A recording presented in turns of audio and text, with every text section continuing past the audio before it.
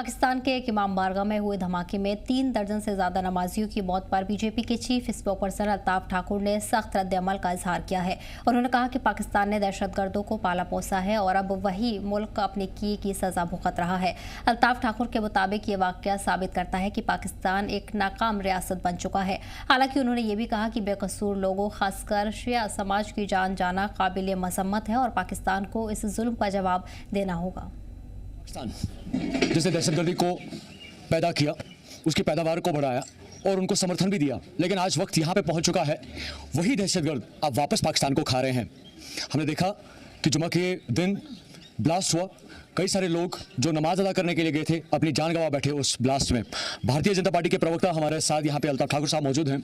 अल्ताफ साहब, इस ब्लास्ट को कैसे देखते हैं? पाकिस्तान मुर्दाबाद के नारे आज रात को लगे इसी कश्मीर में। देखिए, भारत अपनी इकानमी को बढ़ाता है, भारत एग्रीकल्चर सेक्टर पर ध्यान देता है, फसलें उगाता है, लेकिन पाकिस्तान दहशतगर्दों को उगाता है। वहाँ की फसल है दहशतगर्द, रीत भी है, रिवायत भी है पाकिस्तान की। स्कूलों में ब्लास्ट होते हैं, बम ब्लास्ट, खुदकश हमले मस्जिदों में होते हैं। वहाँ तो ये बहुत पहले से चल रहा है, लेकिन सवाल है कि पाकिस्तान चलेगा किस पे?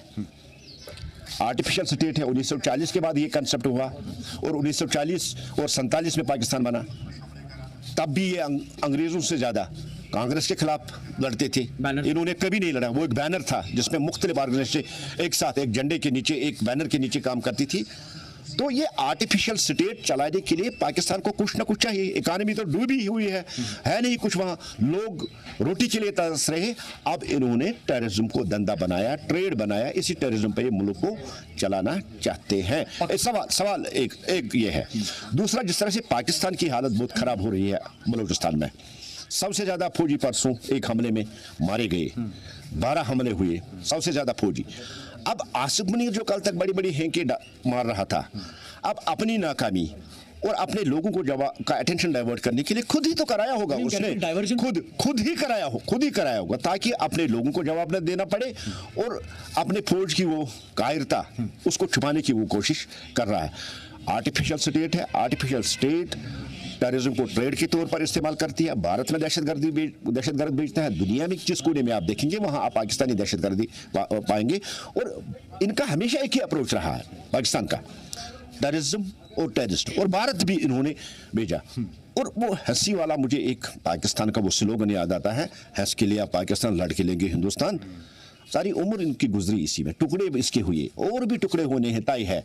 लेकिन मैं उनसे कहता हूं, घुस के लेंगे पियो के। कश्मीर से पाकिस्तान मुर्दाबाद के नारे बुलंद हो रहे हैं, कैसे देखते हैं आप? वो तो वो कहाँ जिंदा? आपको लगता है वहाँ की जो क़यादत है, यहाँ जो फौजी जनरल है वो जिंदा है? जिंदा वो होता है जिसका ज़मीर जिंदा होता है। तो मरे हुए जो अपने लोगों को दहशतगर्द बनाएगा, अपने लोगों को मरने के लिए भेजेगा, वो जिंदा होते हैं? वो जिंदा नहीं, वो मुर्दा है और इसलिए मुर्दाबाद ही के नारे लगे। आपको नहीं लगता कि पर्टिकुलर कम्युनिटी को टारगेट किया जाए लगातार? वहाँ कोई सेफ नहीं है, वहाँ सेफ नहीं है कोई। वहाँ हिंदू, उनकी आबादी कितनी रही, कितनी परसेंटेज घटी? सिख देखिए, बुद्ध देखिए, उनकी क्या वहाँ परसेंटेज रही है? वहाँ कोई सेफ ही नहीं है। पाकिस्तान में आप मत सोचिए, इंसाफ, इंसानियत, जमहूरियत और इस्लाम का कंसेप्ट ही नहीं है पाकिस्तान में।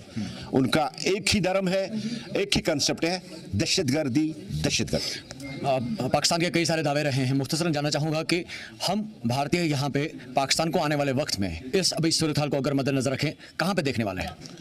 एक कोशिश करके देखिए ना, लाहौर से लेके इस्लामाबाद से लेके हर जगह घुसेंगे और ऐसा घुसेंगे नामो निशान मिटा देंगे। और बहुत शुक्रिया हमारे साथ बात करने के लिए। हमारे साथ अल्ताफ ठाकुर साहब थे, जिनका साफ तौर पर यह क्लियर है कि आने वाले वक्त में पाकिस्तान का कहीं पे नामो निशान नहीं रहने वाला है। जिस तरह की सूरत हाल अभी करंटली हमें पाकिस्तान में देखने को मिल रही है।